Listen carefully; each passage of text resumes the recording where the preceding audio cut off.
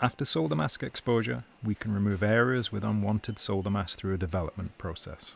The production panels are placed in a developing line where chemicals are sprayed onto the solder mask layer from both sides. The unexposed solder mask areas are not resistant to the developing chemicals and are effectively washed off.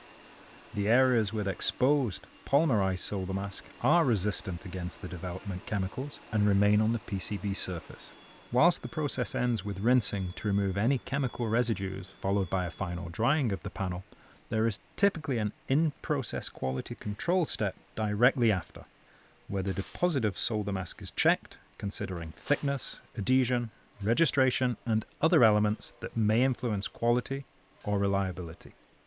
This step is closely examined in all NCAB factory audits, with a focus on checking chemical controls. Once again, another process reliant upon chemistry, and this means that we pay attention once more to the SPC that the factory runs at this stage.